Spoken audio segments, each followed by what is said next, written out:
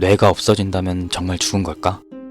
1945년 수탉 마이크는 그날 저녁 밥상에 올라갈 차례였다. 마이크의 주인인 로이드 울스는 뒤뜰에서 도끼로 마이크의 목을 내리쳤다.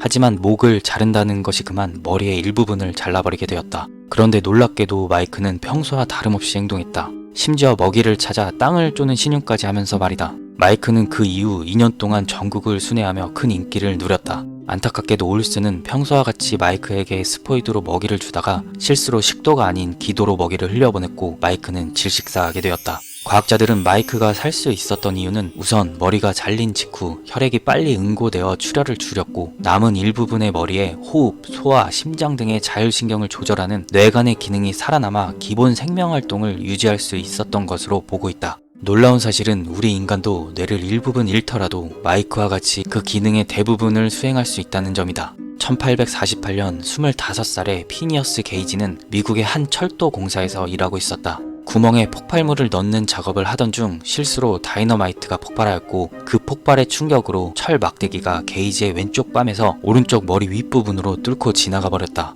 그 결과 그는 두개골의 상당 부분과 왼쪽 뇌가 손상되는 심각한 상처를 입게 되었다. 게이지가 운이 좋았다는 것은 말할 필요도 없다. 쇠 막대기가 뇌를 뚫고 지나갔지만 다행히 좌뇌에만 손상을 일으켰다. 우뇌는 멀쩡한 탓에 좌뇌의 기능을 우뇌가 대신하게 되었다. 어떻게 보면 게이지가 살아남은 또 하나의 이유는 뇌의 상당 부분이 반드시 필요하지도 않을 수 있다는 점이다. 다만 흥미로운 것은 사고 전후로 게이지의 성격과 행동 양상이 완전히 뒤바뀌었다는 것이다. 예의 바르고 점잖던 그는 마치 다른 사람이 된 것처럼 충동적이고 화를 잘 내는 사람으로 성격이 변했다. 그의 친구들은 그를 더 이상 게이지로 보지 않게 될 정도였다. 뇌가 없어진다면 정말 죽은 걸까? 만약 게이지보다 더 심각하게 뇌가 손상된다면 어떤 일이 일어날까? 1970년대 말 영국 셰필드 대학교의 교수였던 존 로버의 눈에 유난히 머리가 큰 학생이 들어왔다. 로버는 그 학생을 검사해보기로 했다. 놀랍게도 뇌의 95%가 뇌 척수액으로 차 있었고 몇 밀리미터의 회백질 층만이 두개골에 붙어 있었다. 뇌수종을 앓고 있던 이 학생은 뇌 자체가 거의 없었다. 하지만 이 학생의 IQ는 무려 126이었고 심지어 우등생이었다. 존 로버는 더 자세한 연구를 시작하는데 결과는 놀라웠다. 뇌수종을 앓고 있던 실험 대상자 600여 명 중 뇌의 95% 이상이 비어있는 사람이 60여 명에 달했다. 그중 절반은 정상적인 생활을 하고 있었고 평균 IQ는 100 이상이었다.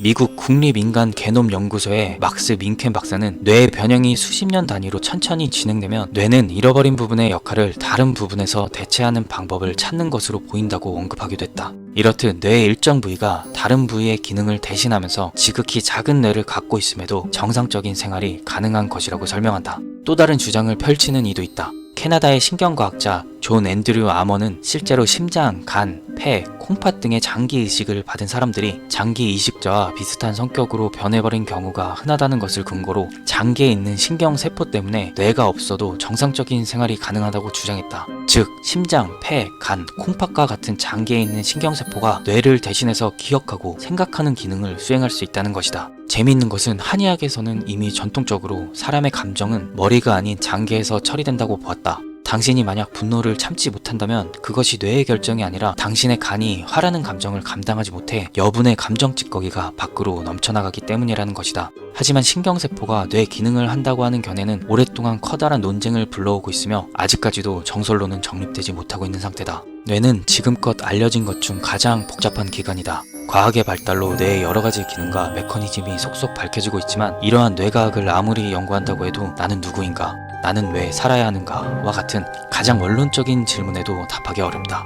하지만 놀랍게도 지구상의 수많은 생명체 중 뇌 없이도 완벽하게 생존을 유지하며 단순한 신경 조직만 가지고도 살아가는 생명체는 너무나 많다. 예를 들어 멍게는 뇌가 있다가 없어진다. 보통의 생물은 커가면서 뇌가 발달하지만 멍게는 그 반대이다. 우리가 흔히 알고 있는 멍게는 바위에 붙어 살지만 올챙이와 비슷하게 생긴 어린 멍게는 헤엄을 치며 다닌다. 이 어린 멍게에는 뇌에 해당하는 간단한 신경계가 존재한다.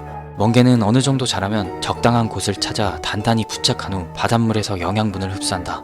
이때 더 이상 필요가 없는 뇌는 흡수되어 사라진다. 진화의 과정에서 볼 때 뇌는 한참 나중에 나타났다. 몸의 중심은 입과 그리고 성기이며 뇌가 없이도 입과 성기만으로도 생명을 유지하고 유전자를 대물림할 수 있다. 멍게에게서 보듯이 뇌는 몸의 활동을 보조하기 위한 2차적인 기관이지 그것이 중심이 아니었다. 그런데 인간이 이족보행으로 손이 자유로워지고 언어와 문자의 사용으로 문명이 극도로 발달하면서 부속기관에 불과했던 뇌가 히스테리, 우울증, 공황장애와 같은 정신질환을 일으키며 몸의 주인 행세를 하는 것이다. 어느 날 우연히 만난 외계인이 당신의 뇌만 쏙 적출해 간다면 당신은 정말로 죽은 걸까? 지금까지 나는 우리 인간의 모든 활동은 바로 뇌에서부터 비롯된다고 믿어왔다. 그렇기 때문에 뇌가 없으면 죽을 수밖에 없는 것으로 생각했던 것이 당연했다.